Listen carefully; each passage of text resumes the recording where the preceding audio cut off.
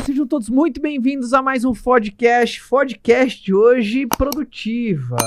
Hoje, desobediente, o podcast de hoje, porque eu recebo meu amigo, ele que é comunicador, empreendedor e palestrante, jornalista da veia, que corre no jornalismo na veia dele, porque por mais de 20 anos, esse cara esteve na TV Globo, comandando, enfim, programas que todos vocês conhecem, host do Desobediência Produtiva, um podcast animal, já tive lá, a casa é maneira, estúdio maravilhoso, energia foda, fundador do I'm Disrupt Content, esse cara ele tem esse DNA disruptivo, pai da Mel e do Lui. Uma salva de palmas pro nosso querido Ivan Moral, uma salva de palmas, Ivan Moral.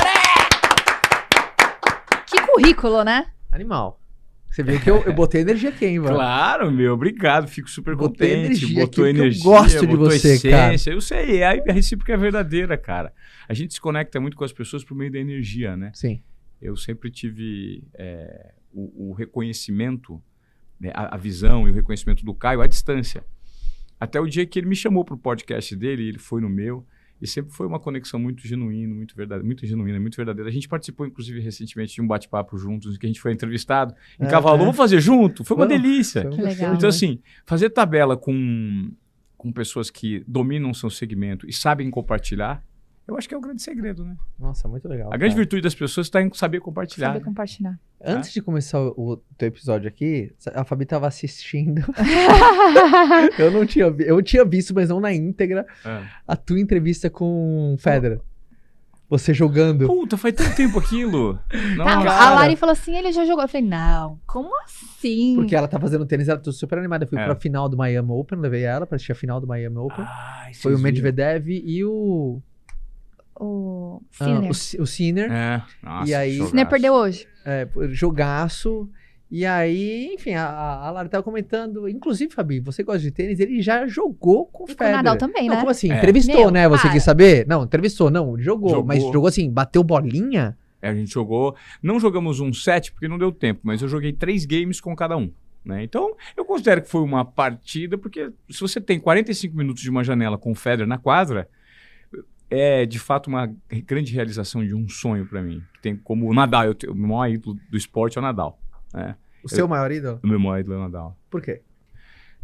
Pelo comportamento dele diante das adversidades. O Federer talvez seja biomecanicamente, fisicamente, talvez o cara mais preparado que o tênis já produziu. Porque ele joga sem suar. Né? Uhum. Ele joga de Ele terno. é um pouco igual o Djokovic, né? Ele joga de smoking, né? Nem Ele- mexe o topete, Não, assim, ó. O Djokovic, eu tenho uma avaliação sobre o Djokovic. O Djokovic talvez seja o mais adaptado do ponto de vista físico. O Djokovic ele tem uma longevidade física muito maior do que os outros. O Federer não faz esforço. Plasticamente e biomecanicamente, eu acho que ele é o mais preparado. Agora, o Nadal, mentalmente, para mim, é o maior ser que o planeta já produziu para fazer esporte. Eu assisti recentemente o filme do aquele Por Trás do Air, né, do Air Jordan, Aham. e eles A falam gente sobre... Assistiu, maravilhoso. né? Sexta-feira. Eles falam sobre... No final do filme eles colocam que talvez o Jordan seja o maior competidor da história. Eu discordo. Eu acho que o Nadal está um nível acima do Jordan ainda por ser um esporte individual. E esportes individuais exigem... O tênis é talvez um dos... Assim como o golfe, né? É um xadrez mental que você... Cada tempo bola inteiro, é exato. uma disputa. E o Nadal, ele tem problemas seríssimos de lesão. A biomecânica dele é completamente comprometida porque ele é muito forte pro esporte. Ele chicoteia, então aquele golpe de bater à esquerda e levantar aqui, aquilo lesiona o ombro. As pessoas não sabem disso, né? Aquilo lesiona o ombro. Então, ele inventou uma maneira de jogar. Ele tem um problema congênito no dedo esquerdo, no pé. dedinho esquerdo do pé, do dedinho esquerdo do pé, o mindinho. Então, ele sempre foi... Ele é um Robocop. E mesmo assim, ele foi o primeiro a bater 22 grandes lãs e O Nadal talvez seja mentalmente, no tênis, talvez não, ele é mentalmente no tênis o cara mais difícil de ser vencido. Né? Então, essa é a minha admiração. Ele é o cara que tem menos, do ponto de vista de recurso natural, e chegou mais longe. Sobre essa desobediência que você fala, você enxerga isso nele? O Nadal? É. Completamente. Ele quebra paradigmas, né? Completamente. Quebra total.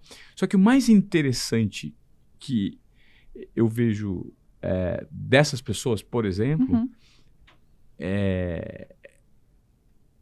no meu caso, que tive a oportunidade de conviver Conviver, minimamente, né? Tive umas 3, 4, 5 vezes com o Nadal. É o comportamento dele no bastidor. É isso que me chama a atenção. Então, isso aí só corrobora, isso só dá sustentação ainda maior para a admiração que eu tenho do profissional. É o humano. Eu consigo analisar o humano ali. O que você percebia? Porque você entrevistou os melhores do mundo. O que você percebia quando... Você era um cara que já deu pra ver que você reparava muito como é que o cara se portava meio antes de ligar a câmera ali, né? Tipo, eu não quero falar com talvez um personagem. Eu quero falar com um ser humano... Então você sempre tava de olho pra perceber... Por exemplo, eu acredito muito que o sucesso deixa rastro. É a lógica do caos. Tipo, a daquele lógica do atleta, caos, sabe? né? Tipo, cara, por que esse cara é tão bom naquilo que ele faz, né? É. Né? Então você sempre ficou muito ligado nisso quando você ia bater papo com alguém, por exemplo, entrevistar um Federer da vida, você ficava atenção nisso, detalhe, tipo, deixa eu ver como esse cara tira uma foto com alguém, como que ele, sabe, ele tá prestando atenção quando eu tô falando, o cara tá atento, sempre prestava atenção nessas nuances, assim? Eu sou muito observador, eu sempre fui muito observador, porque eu sou meio imitador, eu imito as pessoas, né? Intuitivamente. Então, se chegar alguém muito característico aqui, talvez em 10 segundos eu percebo que ele mexe o olho de uma maneira diferente. Só que eu não faço força para fazer isso, porque isso é meu, certo? Isso é uma característica de quem... Eu tenho um ouvido muito bom. Então, normalmente, sem fazer esforço, eu acabo observando em tudo das pessoas. Eu já sei eu sei o tênis que o Caio tá usando, mas não é porque eu sou... você tá olhando só porque... Não, eu sei todo mundo. Eu já mapeei aqui como as pessoas se vestem, e aí eu já faço, entendeu? Eu sei que relógio você usa, eu sei que se você usa brinco, se você não usa brinco, você tem anel, eu já sei, eu noto, aí eu já faço uma avaliação. Seu tênis é legal, não é legal? É isso, é o meu crivo. Eu sou assim com essas pessoas. Quando eu fico nesse ambiente muito exclusivo, que em alguns momentos eu tive a oportunidade de viver, normalmente eu bloqueio tudo, né? Eu fico só ali. Eu me recordo que eu tive uma oportunidade uma vez que me gerou muito sofrimento. Muito sofrimento. Eu tive 2 vezes com o Phelps, de maneira exclusiva. Uma vez foi em 2007, que nós ficamos meia hora. Isso é um troglodita também, né? Isso. E eu me lembro que quando eu bati o olho nele, eu me assustei. Talvez seja muito grande? Fisicamente muito desproporcional, na verdade. Grande sim, mas desproporcional, porque fisicamente os braços dele... Bate lá no pé, quase. Bati no joelho, aquela coisa meio, sabe? Arrastando no chão, né? Arrastando no chão. Só, o que é isso? É o cara que de assim é maior que de altura, né? Então, na largura dele, ele é... Isso que fez com que ele tivesse... Por isso que eu falo da predisposição física e genética, né? A biomecânica que se executa para cada esporte. Então, você vai nadar com o Phelps, o cara que já fisicamente nasceu com umas vantagens para se adaptar naquele tipo de esporte. Eu tive 2 vezes com ele, uma em 2007 e uma em 2018. E na 2018, eu dividi com ele uma angústia muito grande, porque aconteceu uma história de bastidor em que eu fui contratado para fazer um evento com ele, para mediar um bate-papo com ele de 1 hora, para uma grande companhia aérea, né? Um bate-papo todo em inglês. E quando eles fizeram um convite... Eles me ofereceram um cachê. Eu falei assim, cara, em vez do cachê, eu tenho uma outra ideia aqui. Quanto vocês vão me pagar? Não vão pagar tanto. Eu falei, puta, esse dinheiro faz diferença para vocês? Imagina que vocês estão com um orçamento apertado, porque faz, né? Quanto mais... Eu falei, então vamos trocar, eu não abro mão do cachê, mas me arruma 10 minutos com esse cara. Puta merda, será que a gente consegue? Porque não depende da gente. Eu falei, o que depende de vocês? Porque aí eu queria pro Grupo Esporte. Eu falei, consigo furo de reportagem lá. Ele falou, o assessor camisa, dele hein? O cara vestia a camisa, hein? Você vestia a camisa, hein? Parabéns. Muito. Animal. E aí eu falei, é possível? O assessor dele é muito complexo. E você sabe que uma entrevista dele hoje é $1 milhão a gente tá pagando $1 milhão, né, Ivan, pra ele vir pra cá. Mas eu acho que se a gente conversar com ele lá na sequência, não vai ter problema, porque a gente já teve um bate-papo com ele, ele é muito legal. Você vai mediar o assunto, senta lá com sua equipe, depois faz umas perguntas, acho que não vai ter problema. E aí tudo bem. E nesse dia especificamente, eu estava com uma pessoa, né, a mãe dos meus filhos, na época eu era casado, ela foi junto para acompanhar o trabalho. E ela você sentou lá junto com as 30 pessoas que iam acompanhar esse bate-papo meu com ele, junto com o Bob Bowman também, que é o técnico dele. E ela sentou do lado de um cara americano, né? Um carecão e tal. E tava falando, antes de começar, aí durante ali, eu tinha uma oportunidade da gente abrir para perguntas e tal, e as pessoas conversavam. E ela falou assim, quem tá mediando o Ivan, ele é meu marido. E ele depois vai fazer uma entrevista com o Michael. Né? Ele trabalha numa TV aqui no Brasil, tá? E falou para os caras, mas com quem que vocês marcaram isso? Não, a gente marcou direto. Aí ele falou assim, porque eu sou o assessor dele, eu não estou comunicado disso, essa entrevista não vai existir. Eu tinha condicionado esse dia de fazer o trabalho e tinha prometido para a empresa que eu trabalhava que a condicional era, eu não vou apresentar o programa hoje, mas eu vou trazer para vocês uma entrevista exclusiva do Phelps. Tava tudo armado. E ela, sem querer... Soltou. Aí acabou a entrevista, o pessoal da equipe, né, o cinegrafista, o auxiliar chegou para fazer a entrevista. Eu falei, Michael, eu queria agora bater um papo, conversei com a organização. Ele falou, tudo bem, cara, onde você quer fazer? Pode ser aqui? É rápido? Eu falei, é rápido. Na hora que a gente começou a fazer, o assessor chegou. Eu disse, não tem entrevista. Isso aqui não pode ser feito. Michael, você não vai fazer entrevista, né? Dá licença, desculpa, não foi nada acertado comigo, tem que passar comigo. Obrigado, Thiago. Puta merda, cara. Ela falou, desculpa, foi culpa minha. Eu entreguei que não sabia, estava conversando com um americano, não sabia que o cara era assessor do Phelps. Para reverter isso, eu demorei 5 horas e meia.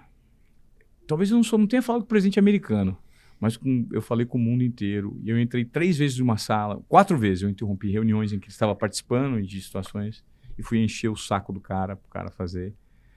E aí ele falava para mim, cara, eu gostaria de fazer, mas eu tenho que respeitar o meu assessor.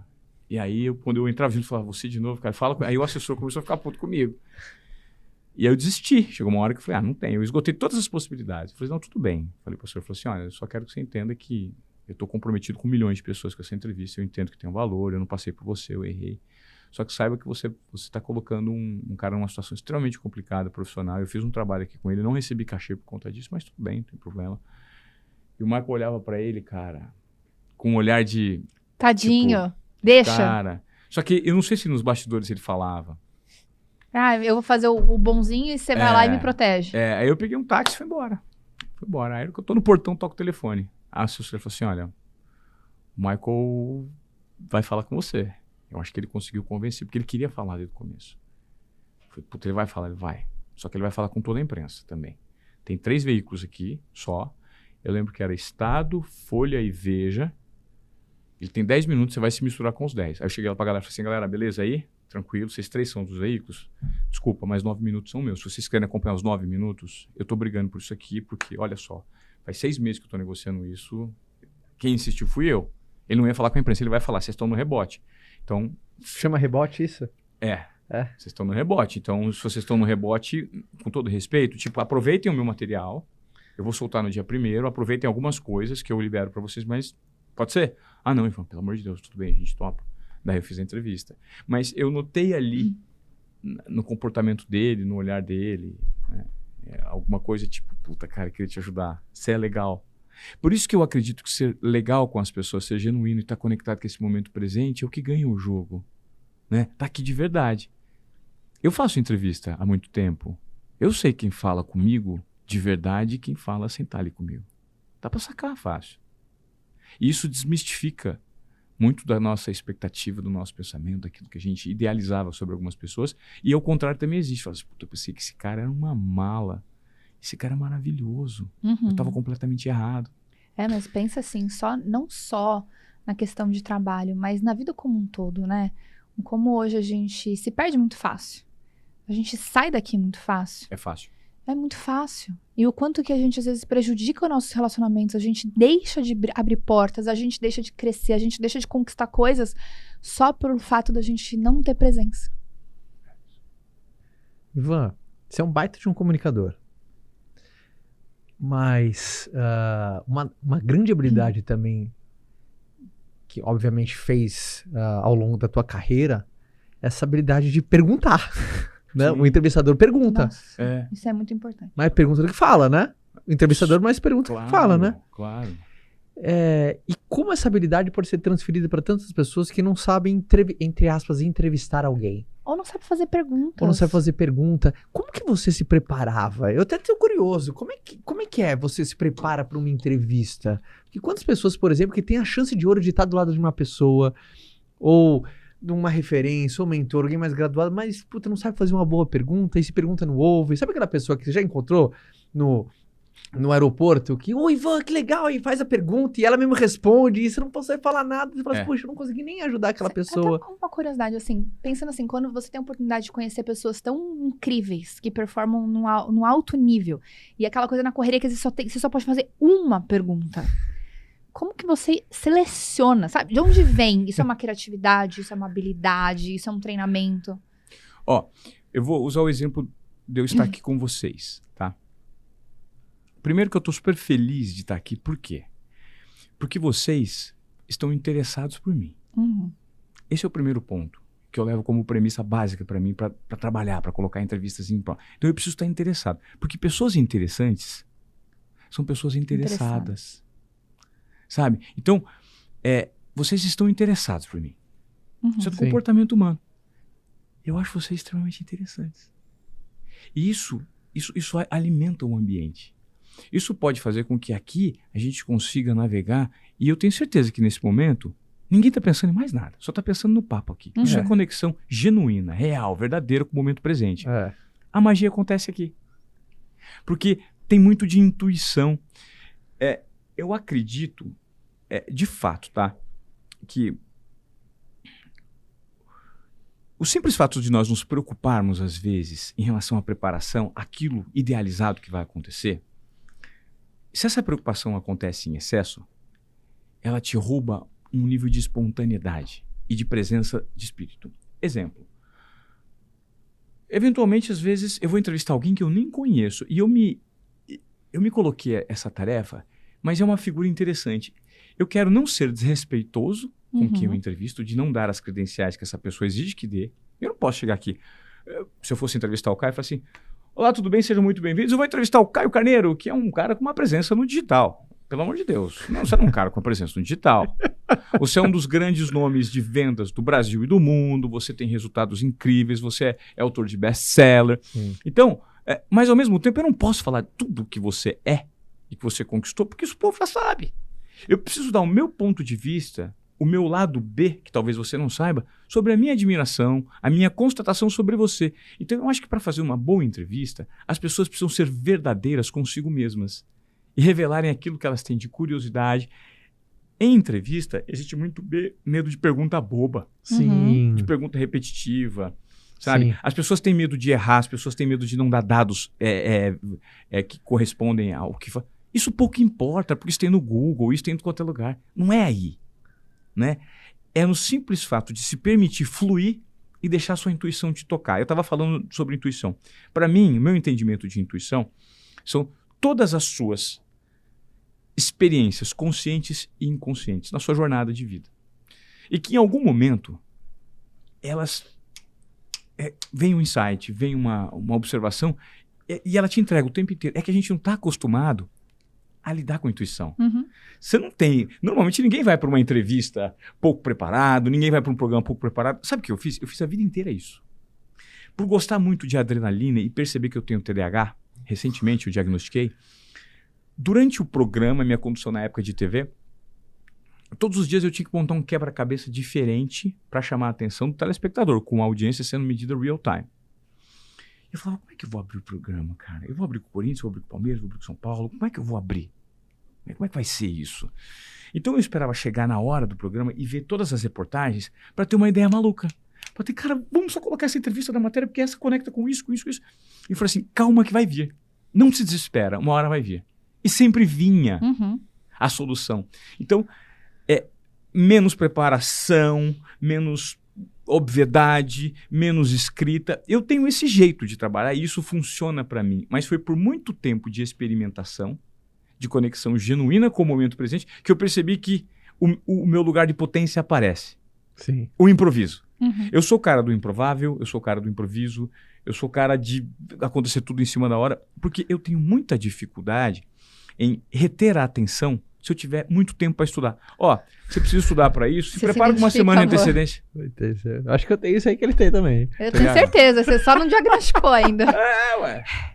E aí, Caio, você consegue recrutar e focar e ter um hiperfoco muito maior quando você está submetido a um nível de pressão. Comigo funciona assim. E quando você tem repertório, você fica muito mais seguro também, né, cara? Exato. Então, por exemplo, tem alguns eventos, algumas palestras que eu decido que eu vou falar 5 minutos antes de eu subir no palco. Algumas não, todas. Ah, amor, fala se eu faço publicamente aqui. Todas.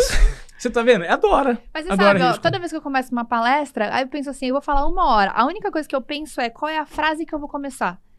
E dessa frase eu falo 1 hora. Mas é o repertório, né? Só É o que, repertório. obviamente, isso não é ensinável É. pra alguém que tá começando, por exemplo, um cara que quer começar, sei lá, fazer palestras, porque, obviamente, tem todo o repertório, a Claro. bagagem, então é como se fosse um cinturão do Batman, né? É isso.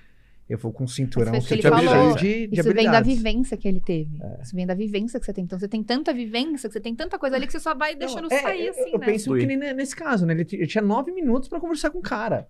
É aquela coisa, por que perguntas eu começo? Eu tenho 9 minutos pra falar com o Phelps, pra fazer a entrevista. Você tinha 9 minutos pra falar com o cara. Tinha 10, não é, virou 10, 10, 12. Mas enfim, 10 minutos, aquela coisa. Fez 2 perguntas erradas ali e acabou, Acabou a o entrevista. tempo. Acabou o tempo, é. Mas nesse caso, especificamente ali, você já tem algumas coisas um pouco mais elaboradas, porque você não tem o tempo a seu favor. Então, você precisa ser muito direcionado, muito objetivo, e você precisa tentar abraçar um número maior de possibilidades de respostas que chamem a atenção e me dê uma manchete legal.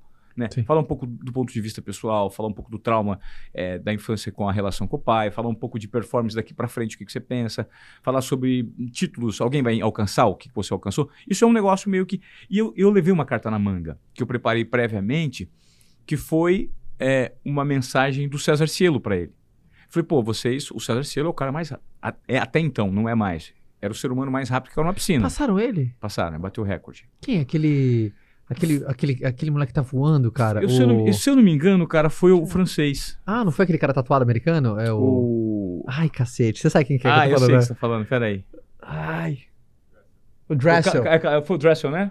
Caleb Dressel. É, Caleb Dressel. Mas foi esse que bateu o recorde do Pelo Cielo? Foi o romeno David Popovic. Não. Aos 3 anos como recordista mundial de 100 metros brasileira, foi superado pelo fenômeno romeno Não, quem é o mais David rápido Popovic atual? neste sábado, 13 de agosto de 2022. É bem recente essa conquista. Então, mas esse aí é 100 ou 50? 100. Então, é dos 50. O dos Cielo 50. tinha o recorde dos 50 também. Eu me lembro que o do 100 era 46 e... Ou terá 20 em alguma coisa, né? 20, Era 92. 20... É isso. Se eu não me engano, 20 e 92... 46 e alguma coisa e 20 e 92. Então, eu peguei uma mensagem do Cielo pro Cielo falar com ele. Falei assim, olha, eu tenho uma mensagem do César e tal. E aí ele gostou. Então, isso foi um elemento surpresa. É curto. Então, nesses momentos, fazer uma Francês. pergunta errada, você coloca tudo a perder porque você... né? E entrar ao vivo também em muitas oportunidades para a TV. Isso, eu me lembro que uma vez eu fiz um programa, um Esporte Espetacular, que a gente teve um período extenso com o Lewis Hamilton no estúdio. Foi muito interessante. E o grande desafio passa a ser você extrair alguém alguma coisa de conteúdo de quem é muito monossilábico. É difícil entrevistar pessoas que não falam bem. Foi o caso do Hamilton, na época ele não falava bem. E aí, Hamilton, então o que você acha? O que você acha, tá né? Eu acho ótimo. que isso, Sim, então. eu acho que tá ótimo. É igual no podcast, quando vem gente assim, e aí, como é que foi? Ah, não, foi, tudo bem, a gente... Então a gente tem 1 hora aqui pra conversar, vamos, ó. É difícil. E às vezes o mais gostoso é você perceber que alguns perfis que sentam aqui, eles vão meio que direcionando. E eu acho que a grande habilidade do bom entrevistador não é entrevistar, é escutar. Porque é da fala do que o entrevistado que gera que de repente saem ali as melhores perguntas. E aí, muitas vezes, eu me lembro uma vez que eu fui entrevistar o Bruno Perini. Ele chorou pra caramba no podcast. No seu podcast? Chorou pra caramba. Ele chorou e eu comecei a fazer perguntas muito direcionadas ao que eu estava sentindo com ele ali. Ele se emocionou muito. E eu fui entrevistando, e eu falei assim, cara, o que você achou da entrevista? Eu falei assim, cara, foi uma das grandes entrevistas que eu fiz. Obrigado, valeu.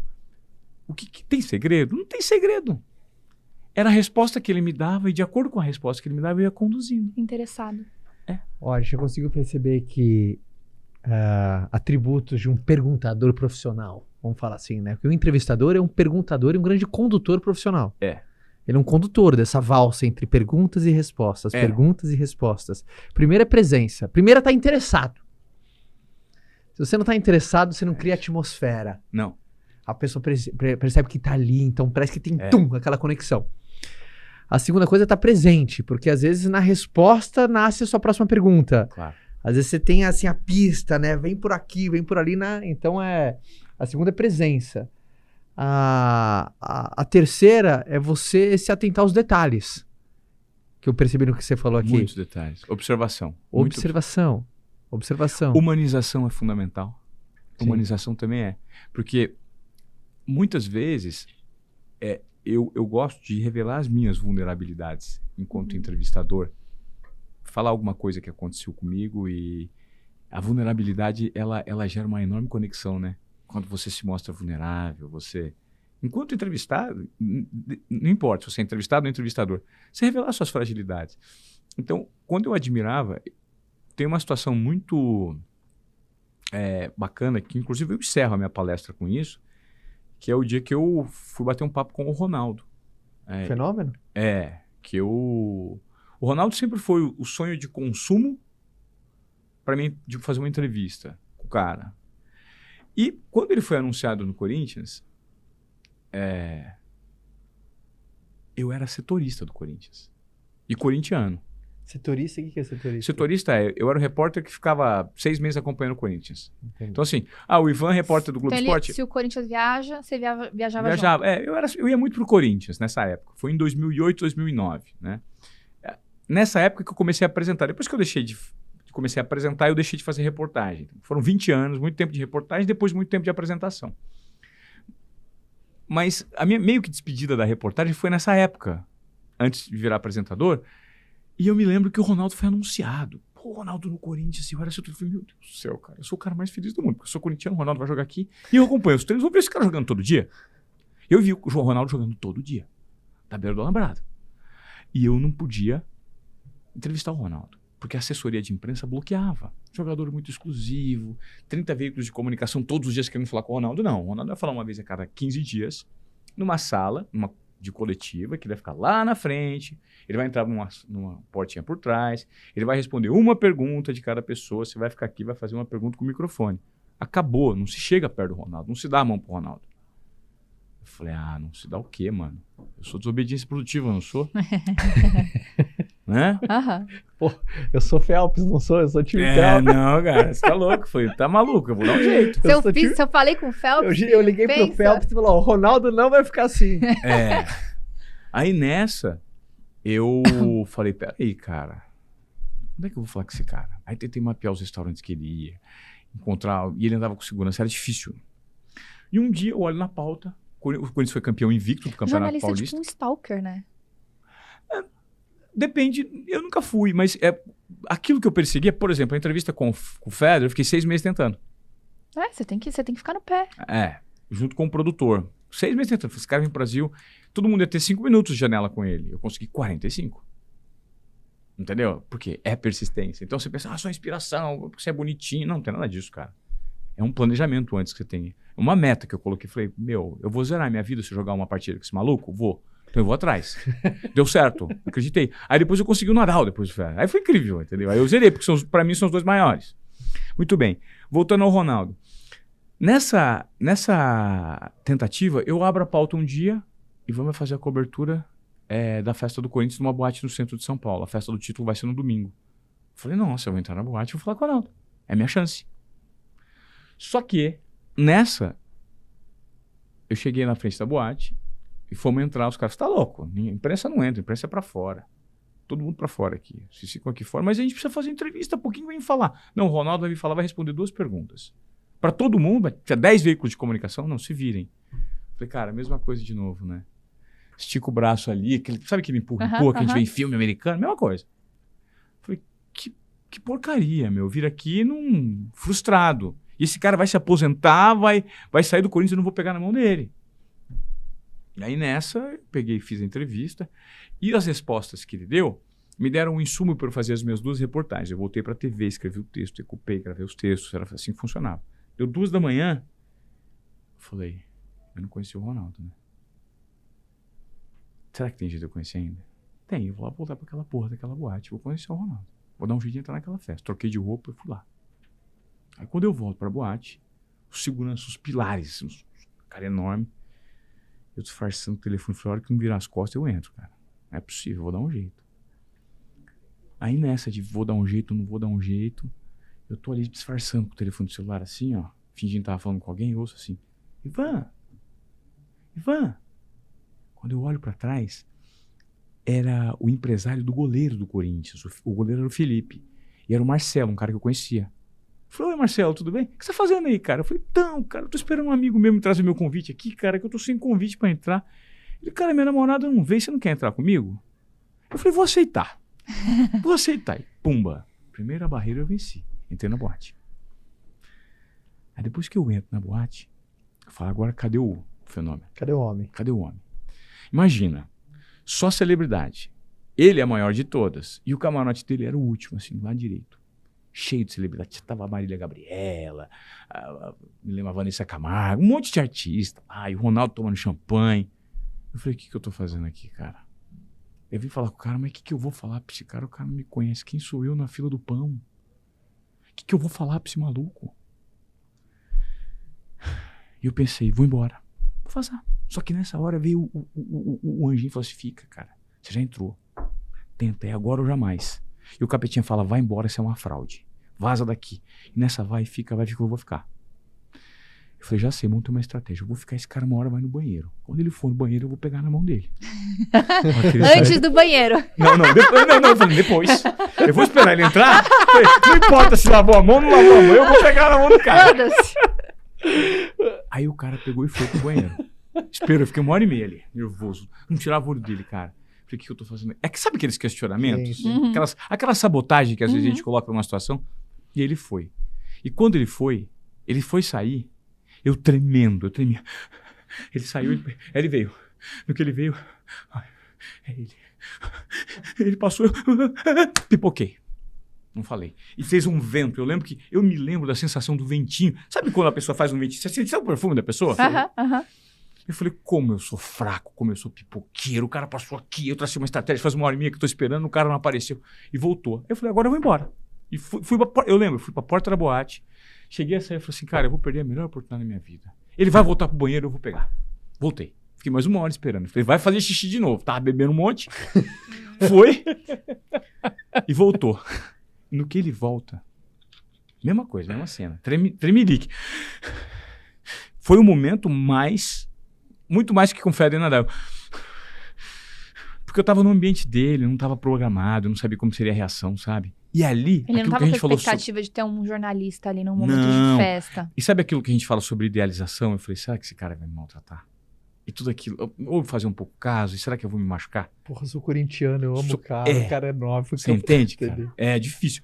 E aí, na segunda vez que ele vai, ele vem, ele para, Ronaldo. Parei e dei a mão pra ele. Ele parou, olhou pra mim, deu a mão e falou assim, eu vou tomar 30 segundos da sua atenção. Eu lembro, cara, eu tremia. Eu falei, o meu nome é Ivan Moré. E eu varei a festa aqui. Porque não pode entrar jornalista, né? E eu vim aqui, cara. Eu passei por 4 seguranças ali. Dei um jeito de entrar. Eu já fiz uma reportagem. Eu te entrevistei ali fora. Só pra te falar que você é muito importante pra mim, pra minha história. Eu não esqueço o que você fez pro Corinthians. Eu estava atrás do gol, de todos os gols que você fez no campeonato. Eu sempre te entrevistei, eu não sei se você lembra de mim, mas eu queria pegar na tua mão, te dar parabéns e dizer que você é o jogador mais importante da história do futebol pra mim. E se um dia você puder confiar em mim pra me dar uma entrevista exclusiva, cara, seria a realização do maior sonho e minha trajetória profissional ia ser outra. Cara, eu acho que eu já venci os 30 segundos, me desculpa, cara. Eu tô tomando seu tempo, eu vou embora. E quando eu fui soltar a mão da mão dele, ele pegou e falou, porra, já vai? Aí eu falei assim, não, cara, eu já vou porque eu não quero te atrapalhar, né? Porra, tu não é o Ivan Morales? Eu falei assim, meu Quase nome isso é o aí. Ivan Moré. Porra, tu é o Morales. Conheço tu, porra. Tu faz umas reportagens maneiras. Pô, tu é corintiano, Morales. Eu falei assim, sou, cara. E ele começou, porra, cara, tu é um cara maneiro. Pô, eu tô fazendo uma puta festa ali no meu camarote. Tu toma champanhe? Eu falei, cara, eu aceito uma tacinha. Cara, eu fiquei até as 8 da manhã tomando champa com o gordo. Trocamos o telefone nesse dia. Eu me lembro que o telefone dele era 9999-0009. Porque era camisa 9. Depois disso, ele me chamou para 2 aniversários. Eu chamei ele pro meu casamento na época, lá atrás. Tá de sacanagem, né? Tu quer que eu vou no teu casamento em Presidente Venceslau? Eu casei... Falei, por quê? Qual o problema? Você vai de helicóptero. Ele falou, pô, eu vou chamar mais atenção que a noiva, né, Morales? Porra, ela vai te matar, caralho. E nessa, pô, eu consegui várias reportagens exclusivas com o Ronaldo. Sabe por conta do quê? De um comportamento de desobediência produtiva. A minha intuição falou comigo. Eu fui confiante para validá-la e tive tomada de risco, que é o terceiro ponto, que é a coragem para apostar. É o que muita gente não tem. Qual que você acha que é o limite da desobediência, assim? Essa pergunta é legal, hein? Cara, o limite da desobediência é o limite que você precisa mapear conectado ao momento presente. Existem riscos que muitas vezes não valem correr. Sim. Eu vou te falar um risco que eu falei, não vale correr. Eu falei, não vale correr. Não sei se era muito risco ou não. Eu fui num evento do Joel no ano passado. Sim. Ele me convidou lá, em Portugal. Sim. Levou uma galera, eu fui junto. E eu me lembro que eu sentei com o Joel. Ele falou, cara, o Joel, talvez, você conhece mais do que eu, o Joel talvez seja o perfil de execução mais rápida que eu já vi.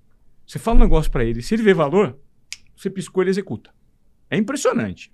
É igual ele, quando fala, vamos viajar? Eu falo, vamos, já em 2 minutos tá tudo reservado, pronto pra viajar. Então, é execução. E, na época, ele tinha falado, a gente bateu um papo, em dezembro de 2021, eu estava num período difícil, de transição de vida pessoal, tá? Ele falou, cara, vamos bater um papo, vamos passar um dia juntos. Nós passamos um dia junto lá em Alphaville. A gente começou a almoçar, tomou café, a gente ficou tipo do meio-dia até as 7 da noite junto, conversando.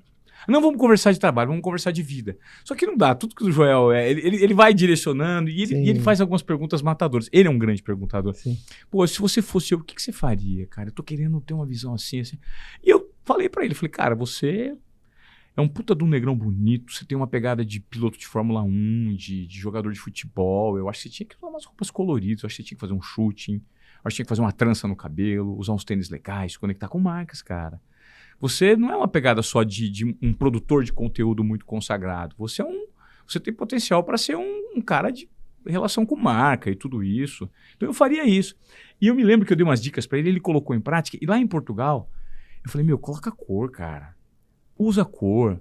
Eu lembro que eu vi uma vez um lançamento de um produto do Nigro. Porra, ninguém questiona o potencial, o talento, a comunicação do Nigro. Só que foi o lançamento de um negócio que o estúdio era preto, tudo era preto, ele entrou com a camisa preta, só dava pra ver uma cabeça andando. Eu falei assim, cara, um pouquinho de cor. Isso é uma técnica de TV. Eu falei assim, cara, usa cor. Eu falei, Joel, põe cor. Você vai falar com milhares de pessoas aqui nesse ginásio, um ginásio lindo, o principal lugar de Lisboa. Eu falei, cara, põe cor, cara. E outra coisa, desce pra conversar com o público, hein? Você ficar naquele palco lá, descer pra conversar com o público, eu vou pegar você, hein? Conexão com o público, vai apertar a mão das pessoas. E dei todos esses insumos pra ele. Aí, antes dele entrar no palco, eu falei assim, puta, eu queria bater um papo com ele lá no camarim, ver se ele vai executar tudo isso aí. Os caras, não pode. Não pode. Aí um amigo nosso em comum, o Panda, falou assim, Ivan Moré, se tu conseguiu falar com o Phelps, com o Roger Federer e com o Nadal, tu vai arrumar um jeito de furar isso aqui, vai lá falar com o Joel. Eu falei assim, gostei da provocação, Pandinho, vou dar um jeito. Só que quando eu olhei pro ambiente que eu tava, eu falei assim, cara, não vale. Tava tudo tão travadinho, engessadinho. Eu falei, não vou apostar aqui nisso. Né? Eu poderia usar um conteúdo, mas ali eu poderia criar Eu comecei a pensar, falei, cara, isso dá uma dor de cabeça. Em vez de eu ajudar o Joel, eu tô querendo me desafiar, eu vou atrapalhar a concentração do cara, eu vou usar uma outra situação pra... Não vou fazer. Então, é muito de sentir também. Sabe? Eu acho que o nosso corpo o tempo inteiro, eles comunicam com a gente. Daquela coisa da desobediência, quando ela tem um objetivo claro e quando... eu acho que principalmente, né, a grande diferença do persistente e do teimoso, né? Eu acho que a desobediência produtiva, ela leva para aquela persistência que vai dar frutos. Né? Aquela coisa onde você...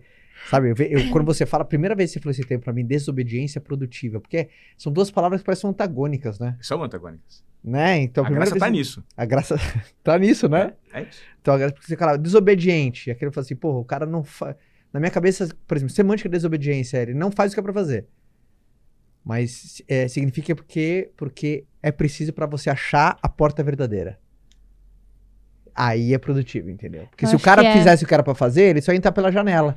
É a diferença do que é necessário e do que é vontade. Que é muito... Você entende? Sabe que quando eu vejo isso do Ivan, que uma coisa pra todo mundo, é muito importante você ser um pouco rebelde com causa. Porque quando você tem um nível de rebeldia sem causa, Aí você fica aí você vira um imprudente. É, um otário. Aí o otário, o Prégua. inconsequente, o pregão, sabe? O cara que, porra, que faz as cagadas. Claro. Agora, quando você tem um nível de rebeldia com causa, é aquela coisa que você se questiona por quê? Por que a gente faz desse jeito? A gente tem que fazer diferente. Vocês viram o filme do Jordan recentemente? Você viu a insistência do cara do marketing em contratar Sim. um único atleta, em vez de 3, colocar toda a verba naquele atleta, ir conversar, Até lá, deu conversar volta com a no mãe. agente. Sabe aquela história de ir pra boate e vai lá? O cara foi lá conversar com a mãe. Você se identificou ali, Ivan? Cara, aí eu tava assistindo jogando. E a mãe falou assim, é isso, vai dar certo, vai dar certo. Porque é o que eu penso. Sabe por quê? Só tem um motivo. Você tava torcendo assim? Mas eu tava pulando na cama, louco. O que acontece? Mas a sustentação disso, Caio, é a minha essência.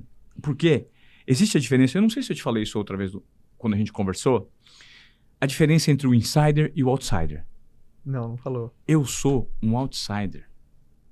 De onde eu vim, não existia sequer a perspectiva para chegar onde eu cheguei. Uhum. Porque eu vim de uma cidade muito simples, eu vim de uma família muito humilde, eu estudei minha vida inteira em escola pública, eu fui conhecer São Paulo com 17 anos, eu fui andar de avião a primeira vez com 28 anos. Tudo isso era motivo de vergonha para mim no passado. Só que depois que eu fiz o que eu fiz e orbitei os ambientes que eu orbitei, eu falei, caramba, porque quando eu saí da faculdade e eu fui para a TV Globo, eu fui para uma TV Globo chamada numa praça de Paranavaí. Sabe quantas afiliadas tem na Globo, no Brasil? Não, não é ideia. Centenas. Então assim, por que a Globo sempre foi a Globo? Porque ela tinha praças. Você é de Paranavaí? Não, eu sou de Presidente Venceslau, uma cidade de 37 mil habitantes. E como eu coloquei na minha cabeça, pequenininho, que eu ia apresentar o Globo Esporte, né? Mas assim, não é uma obsessão, mas puta, isso seria legal, cara. Talvez eu consiga, porque vamos ver. E joguei pro universo. Saí da faculdade, já num comportamento de desobediência esportiva, consegui uma vaga para fazer um teste na Globo. Os caras me aprovaram, eu era o único que não tinha formado ainda, eu tava fazendo TCC. Caio já fez entrevista lá na Globo, lembra? Pra estágio? Não é, verdade. Administração. E nessa, foi das raras vezes que a TV Globo no interior do Brasil, ela abria concursos para contratar repórteres. Só que eu não tinha me formado. Tudo bem, me chamaram. Mas me mandaram para uma pracinha pequenininha. Aí eu fazia reportagens em jornais locais ali. Então todo dia minha reportagem saía da praça de Paranavaí. Paranavaí e cidades em volta. Não saía nem em Curitiba. Uhum. Eu falei, cara, eu não quero isso aqui. Eu pensei que trabalhar na Globo era, antes de mais nada, respeitar o padrão Globo de qualidade. Beleza. Padrão Globo de qualidade, aquela coisa e tal. Tô falando de 20 anos atrás, tá? Hoje o digital quebrou muito dessa hegemonia, né? Do mainstream. Mas eu falei, então tá muito distante do meu sonho. Eu queria trabalhar na Globo de São Paulo, na Globo do Rio de Janeiro. Eu queria fazer a Olimpíada, a Copa do Mundo, entrevistar grandes nomes do esporte. Isso que eu queria. Mas eu vou ficar a vida inteira aqui em Paranavaí. Se eu não quebrar alguns comportamentos meus, não do padrão Globo. O padrão Globo tá aí. Mas eu tenho que quebrar o padrão do Ivan. O que eu vou fazer para chegar onde eu preciso chegar? Então, esse nível de tomada de risco, quando a gente fala do filme, o tempo inteiro eu assumi risco. Só assumia risco. Eu me lembro que teve uma situação específica que eu fiz. Eu participei de uma negociação de uma rebelião num presídio feminino em Votorantim, do lado de Sorocaba, em que eu já tinha feito matéria com as presas, elas se rebelaram e o pau comeu, colocaram fogo no presídio. E um dia eu estava em casa, me ligou meu chefe, falou assim, vem cá, cara, o pau tá comendo. Ele falou, faz 2 dias que eu tô sabendo disso. Eu falei assim, mas então, agora um juiz corregedor foi, tá o Ministério Público, tá todo mundo lá, e as presas estão exigindo a sua presença lá. Eu falei, a minha? Porque você fez uma matéria muito legal lá uma vez, elas gostaram, que elas querem a garantia de alguém na empresa, só que tem que ser você. Eu fui, eu participei da negociação, entrei no presídio, pegando fogo, e tem uma cena muito curiosa que aconteceu no final, é que eles chegaram a um acordo, ela falou assim, eu só tenho mais um pedido, falou pro juiz corregedor e pro mestre, falou assim, Ivan, aí é pra você. Eu falei assim, pois não, ela falou assim, poderia apertar a tua bunda? Mentira. Eu falei, sério? Aí o juiz, pô, O juiz você veio aqui, autorizou. eu fiquei com vontade de apertar tua bunda. Eu posso. Ela foi lá, apertou minha bunda, acabou a rebelião. Você acredita? Então, assim, esse tipo de situação... Acho que eu nunca te contar essa... Eu contei essa história, Giovana? Pra você já... Então, assim, sabe situações que você vai... Mas sempre esses comportamentos de quebrar protocolos, de Como fazer... é que se quebra uma rebelião? É só apertar a bundinha. Tem muita história louca, entendeu? Então, voltando lá para Paranavaí, eu tinha que me comportar de uma maneira diferente. E eu comecei a fazer reportagens que surpreendiam não só o telespectador, mas os meus gestores. Esse cara tem que... Aí eu fui pulando. E o fato de ser um outsider, nada contra quem é insider. É aquele cara que o tio trabalha já num ambiente, é um diretor comercial, é isso, é aquilo. E isso não significa que ele não tenha talento. Ele também tem.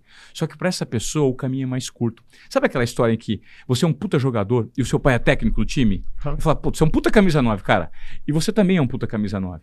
Só que você não tem empresário, tal. Você tá lá na categoria de base. É muito mais fácil eu te colocar para jogar, porque eu já sei do que você. Isso não significa que você é melhor que você. Só que as oportunidades que surgem para quem são insiders, para aqueles que seguram insiders, é diferente. Você já tá orbitando o meio. Você já nasceu. E eu não nasci, eu vim de fora. Então, como eu só tinha como único comportamento e ferramenta para eu alcançar os meus objetivos tomadas de risco, foram as tomadas de risco que me alçaram e eu vim. Entende? Sim. A pergunta agora, qual que é o próximo risco? O próximo risco? O próximo risco, eu acho que ele é constante, né? Eu também acho. Agora, eu acho que não tem um próximo risco assim. Viver em risco faz parte de quem se propõe ao tempo inteiro se reinventar e ser relevante e gerar transformação. Porque eu acredito que o grande legado que a gente deixa é a transformação que a gente gera. Então é sempre ter um posicionamento crítico se, de fato, você está conectado com aquilo que faz sentido para a sua vida, você está gerando um impacto genuíno na vida das pessoas, você está respeitando as suas vontades, os seus desejos, os seus valores. E isso me direciona para riscos, né? Eu tenho um projeto agora que, assim, não tá ainda organizado, mas eu pretendo dar uma tomada de risco em relação à produção de conteúdo, sabe? E que vai ser um risco interessante. E se der certo, vai ser legal. E se não der certo, não tem problema, porque eu nunca desisto das coisas, sabe? O importante é a jornada que eu faço. Eu nunca tô de olho muito naquele resultado lá. Puta, se deu um resultado incrível, beleza. Mas se não deu um resultado incrível, mesmo assim foi uma delícia fazer, eu vou continuar fazendo, sabe? Sim. Eu acredito muito nisso. Qual que era... É muito interessante quando você coloca aquele tripé da desobediência produtiva. Como é que era aquele tripé? Que até eu acho que você tem uma tatuagem. Tem, é esse aqui, ó. Esse aqui é o tripé, ó. Intuição, confiança e coragem. Isso aqui significa muito pra mim, e os exemplos que eu normalmente trago na minha palestra... Nova tatu, não é? Essa Hã? é mais nova, a sua. Não, Ou essa não? aqui, eu acho que é a única que eu tenho do tripé. Sim. Ela deve ter uns 2 anos, eu acho. Tá. Eu acho que naquela época lá eu não tinha essa Eu acho tatu. que você não tinha. Eu não tinha, Então, o que acontece? Intuição, coragem e confiança. Intuição, Tá. confiança e coragem. E eu vou Tá. explicar o passo a passo. Eu acredito que o tempo inteiro nós intuímos situações. Resultado de experiências conscientes e inconscientes da nossa jornada de vida. E a intuição, ela é mais ou menos uma cola que vem para tangibilizar aquela ideia, aquela situação e que a gente não mapeia, mas ela vem. E não sabe quando vem, mas ela vem quando está conectado com o momento presente. Eu acredito muito que estar em contato com a natureza ajuda. Em um momento de calma. Andar um pouquinho no meio do mato, sentir cheiro de mato, a água, essas coisas. Isso dá uma coisinha para quando você se conecta com ideias, as ideias vêm. Então, a gente intui. Mas muitas vezes quando você intui, você não valida. A gente está intuindo o tempo inteiro. Não valida. Como que você valida? Quando você confia naquilo que parece ser meio absurdo. Mas como é que você confia? Você só confia se você tem conhecimento das suas características positivas e negativas. Porque sua intuição fala isso, cara, um negócio aqui eu não vou dar conta, eu não sou essa pessoa. Isso não é uma característica minha. Puta, isso aqui é meio característico meu. Eu sou uma pessoa assim. Pode ser que isso funcione.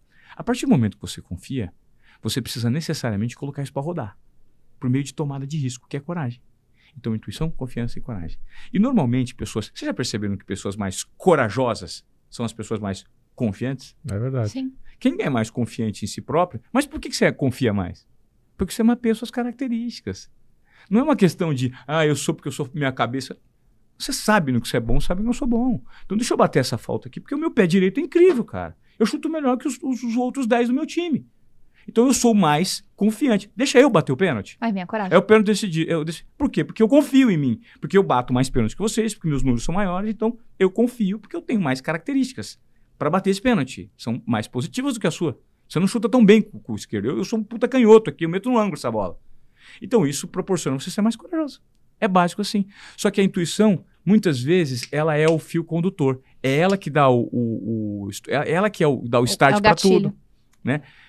E isso funcionou muito para mim. Eu valido muitas situações porque eu estou conectado com o momento presente. E a gente erra também. Uhum. Né? É um monte. Mas o importante não é o quanto você vai errar, mas sim como você vai lidar com o erro que você vai ter. Né? Lidar com o erro é chato, é difícil, quebrar a cara é difícil. Mas quem quebra mais a cara, normalmente é mais confiante. Quanto mais você quebra a cara, mais confiante você fica. Pelo menos eu sou assim. É, porque você vai ganhando uma... como ser forte emocionalmente? Não tem outro jeito do que caindo emocionalmente. Não tem como. Né? Essa resistência dessa gestão das emoções é na vivência, é bagagem. É bagagem, cara. Porque eu falo pra todo mundo, cara, respeita os cabelos brancos das pessoas, né? Assim, tem coisa que só com a vivência, né, cara? Com a vivência você vai pegando essa musculatura.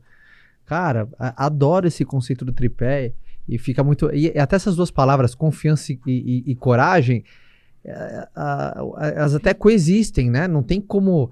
Até eu fiquei agora, quando você falou do tripé, e é uma verdade, eu não consigo lembrar uma pessoa corajosa que não foi confiante, nem uma pessoa confiante que não acabou se inclinando para ser corajoso. Sim. Parece como se fosse a cola. É a cola, né? Como se fosse a sustentação, né? A sustentação da confiança, da coragem é a confiança. Mas também a sustentação da confiança é a coragem, porque se você diz que é confiante, mas não é corajoso, será que é confiante mesmo? Exatamente. Ah, não, eu sou confiante, mas tá agindo? Não. Não. Por quê? Ah, eu tô com medo. Pô, então não tem confiança. Tem muita gente que é confiante, mas não consegue resultados exponenciais porque não toma risco. Coragem é tomada de risco. Ponto. É se colocar numa zona de vulnerabilidade, né? É se colocar numa zona de... Cara, eu vou apostar sabendo que pode dar errado. E se der errado, eu vou lidar com as consequências. Acabou. Entendeu? Porque senão vira infantil, né? Sim. As consequências vêm, ele... Não. Você tem que lidar com as consequências. Então, eu vou assumir as minhas posições, as minhas jogadas, e está tudo certo se der errado. A minha mãe sempre fala, cara, quando você toma um prejuízo em alguma coisa, cara, esse dinheiro não era seu. Tá certo. Isso é consequência, bicho. E a gente tem que ouvir e respeitar o caminhar das coisas, os sinais que a vida nos aponta. Acabou, cara. Só que deixar de agir não dá, cara. Sabe? Entre dormir morrendo de vontade e acordar arrependido, eu prefiro acordar arrependido. Sabe? Deixar de fazer não rola. Aquela velha história, a gente rasa, não transborda, né? Sim. Errar pelo excesso, né? Não pela falta. Não dá. Não dá pra deixar de viver o rolê. Sabe? Até mesmo porque, se acontecer novamente, você já tem um insumo, um aprendizado que foi gerado lá atrás. Sim. Do mesmo tamanho você não vai ficar, né? Não vai ficar. Que pensamento, que mensagem final, não sei se alguma coisa que te marca, que você gosta sempre de distribuir pra turma, ou você tem alguma filosofia sua de vida que você faz questão de difundir pra turma. Aquela frase de caminhão, sabe? Sabe, aquela que você fosse Frase colocar num para-choque maravilhoso do Ivan, qual que seria? O que sempre funciona para mim, eu sempre falo nas palestras para as pessoas, a gente não tem controle muitas vezes sobre o que acontece, mas a gente tem controle como lidar com o que acontece. Então, a frase que eu acho que faz muito sentido para toda a jornada que eu tento implementar na minha vida, né, em tudo que eu faço, é o seguinte: não importa o que acontece, o que importa é como você lida com o que acontece. Para mim, eu acho que essa é a frase que marca. A gente precisa lidar e deixar de se vitimizar, né?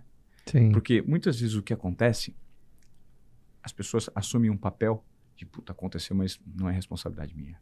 Eu sou só uma parte. E a gente tem a tendência a fazer um apontamento para o elemento externo. Isso é do ser humano. Só que naquilo que lhe compete, o que você faz? Isso aí cai um pouco no terreno da filosofia, que eu adoro. Assim, eu comecei a estudar filosofia recentemente, justamente para dar ordenamento no meu pensamento acelerado sobre esses comportamentos que eu tenho. E eu ouvi um pensamento que veio da escola estoica, que fez muito sentido para mim. Os 3 grandes pensadores históricos, Epíteto, o imperador Marco Aurélio e... Epíteto ou Marco Aurélio? Ai... Deixa eu Me ver. escapou o terceiro. Peraí. Epíteto, Marco Aurélio e... Pega o terceiro aí pra mim, Gil. Me deu um branco. Eu sempre cito essa frase. Epíteto era um escravo, né? E ele sempre trocava cartas filosóficas com muitos pensadores da época, mas ele era um escravo. Epíteto era um escravo de Nero. E uma vez apontaram para ele o seguinte: você fala, só que você é um escravo, você não faz nada. O que adianta falar? E ele respondeu da seguinte forma: escravo é aquele que, naquilo que lhe compete, não faz nada. Então, muitas vezes, e aí a gente começa a trabalhar... Diógenes, talvez? Não é Diógenes, não. Sêneca, pô. Epíteto, Sêneca e Marco Aurélio. Então, escravo é aquele que, naquilo que lhe compete, não faz nada. E a gente começa a trabalhar a teoria da extinção da culpa. Ninguém é culpado de nada. As pessoas são responsáveis por situações. E toda vez que a gente tem a tendência a apontar o dedo para o elemento externo, pô, não deu certo porque eu fiz a minha parte, mas ele não fez a parte. Se você fez sua parte, não tem culpado. Você é responsável por aquilo. E cada um tem que assumir sua responsabilidade. A gente trabalha a teoria da extinção da culpa e começa a trabalhar a teoria da responsabilização. Então as pessoas precisam ser um pouco mais responsáveis por aquilo que compete a elas. E deixar de apontar o elemento externo, porque você passa a ser muito mais convergente naquilo que você faz. Muito bom isso. Não é legal? Muito. É um pensamento estoico, isso que eu tirei da filosofia para o meu estilo de vida. Então, cara, eu sempre reclamei muito dos outros, eu sempre adorei apontar o dedo. Quando eu trabalhava na Globo, eu era chato pra caramba com muitas coisas. Eu tinha um ego super inflado, sabe? Trabalhar com ego é um desafio muito grande para quem é figura pública e é do mainstream. Quando eu vim pro digital, eu falei assim, calma aí, cara, eu preciso dar 10 passos atrás para entender o meu tamanho, enquanto marca pessoal, não como membro vitrine de uma corporação, sabe? Então, naquilo que me compete, o que eu posso fazer? Ah, não deu certo? Tá, mas se não deu certo é responsabilidade. Eu vou assumir a responsabilidade naquilo que me cabe. E não vou apontar o dedo pro outro. Eu vou tentar melhorar a minha parte. Então, eu acho que isso é um pensamento que eu tento falar para as pessoas, que evita muito aquele lance de apontamento, a cultura... Porque a gente vive hoje a cultura do cancelamento. Vocês perceberam como é fácil alguém te criticar? Sim, claro. Esses dias eu fiz um post, eu fiz um comentário de uma foto do Fatos Curiosos. Eles fizeram um texto lá, falando que um cara foi para um... E eu peguei e fiz uma brincadeirinha. Falei, cara, o cara andou absurdos 8 quilômetros. Andar 8 quilômetros não é absurdo, vai, gente. Eu corro 10 todo dia, brincando. Nossa, cara. Deu 2 horas, cara, tinha uns 500 comentários. Você não sabe interpretar texto, seu jornalista de merda, você não percebeu a... Mas é a diferença da linguagem escrita com a linguagem falada, as pessoas... Aí eu falei, nossa, quanta raiva, cara. Fiz uma brincadeirinha, uma coisa... Sim. Só falando da distância, é que usaram o adjetivo. O cara andou incríveis 8 quilômetros até o tribunal para acertar. Andar 8 quilômetros, você acha incrível andar 8 quilômetros? Não é incrível andar 8 quilômetros pra uma pessoa. Tipo, tem os catadores de papel. E essa é a piada que eu fiz. Tipo, e aí eu vi muito ódio, muita raiva. Então talvez isso seja... Aí o que eu fiz? Eu apaguei. Falei, cara, pelo amor de Deus, eu não quero essa energia pra mim. Pô, não vou nem me justificar, eu só vou dar um passo atrás. Eu errei. O erro foi meu. Então eu errei, essa energia tá vindo pra mim. Eu tive mau gosto, eu fui vacilão, eu não percebi o contexto. Se eu gerei essa raiva nas pessoas, a responsabilidade é minha. Eu vou dar um passo atrás. Sabe? Eu acho que faz parte do nosso posicionamento. Sim. Quando a gente erra. Pô, pra mim não foi nada, mas pra algumas pessoas foi invasivo, foi um negócio chato. Tá bom, eu respeito o ponto de vista das pessoas. Mas você percebe como vem um apontamento? Sim. E a gente tem que aprender a lidar com os outros. Cara, adorei esse conceito da extinção da culpa e a valorização da responsabilidade, né? Porque é até muito mais maduro falar a responsabilidade é minha, porque do que a culpa foi minha, parece que coloca a culpa foi minha, não há nada que eu possa fazer. A responsabilidade no mínimo aprenderei com o que fiz e farei melhor. Caio, então, a culpa muito bom. É fácil lidar com a culpa. Existe a desculpa. Eu te peço desculpa. A culpa é minha? Desculpa. Mas isso é muito pouco. Eu acho que o mais aprofundado é você trabalhar com uma teoria de responsabilidade. Sim. O que é? Naquilo que lhe compete, o que você faz? Uma vez eu vi que o verdadeiro pedido de desculpa é a real mudança de comportamento. Né? Porque é da responsabilidade. Fiz errado, mudei. Melhor jeito de se desculpar é evoluindo. Mas você concorda que isso é a incorporação da responsabilidade? Total, Sim, claro. maravilhoso. Uma salva de palmas, senhoras e senhores, para o Ivan Moré, salva de palmas para o Ivan Moré, 1 hora straight. Adorei, meu amigo. Obrigado. Toda vez que eu venho aqui é um prazer. Eu fico muito feliz de conversar com você. Toda vez que a gente se tromba, a energia é muito boa. Isso é o que vale, né? Muito. Energia não mente. O primeiro corte do podcast com o Ivan, você já sabe qual vai ser, né? Eu parei uma rebelião quando apertaram a minha bunda. Vai ser a manchete lá, ó. Headline. Ivan, pra galera acompanhar mais o seu trabalho, o podcast que tá brilhante, você também que gera muito conteúdo, como é que a turma faz aqui? É no o podcast? @Ivan Moré, o @Desobediência Produtiva, Tá. né? E o que mais, galera? É Ivan Underline Moré. É chique, né? É Ivan Underline. Na verdade, que não tinha outsider. disponível Ivan Ivan Moré Moré. mesmo. Coloca, tenta Morelis. Morelis. Morelis. Legal. Porra, essa é boa. Turma, vamos colocar aqui na descrição todos os contatos do Ivan. Ivan, volte sempre, casa sua do podcast. Obrigado. Tamo juntasso A próxima vez que sempre. for mudar de casa, eu vou. Agora que a gente tá mudando. Hoje ele veio no Falar pra caos turma da que é um dos mudança. últimos episódios aqui nessa casa do podcast. Exato. Já estaremos de casa nova. Nesse episódio aqui, estamos no ato da mudança. Mudaremos de escritório, estamos Tá um crescendo, caos aqui expandindo. fora, ó. Vento se arrebentando na boca do balão, performance vindo como um foguete, muita coisa acontecendo. Obrigado pela sua companhia, pela tua audiência, pela tua confiança. Nos vemos na semana que vem. Fica com Deus. Tchau! Tchau.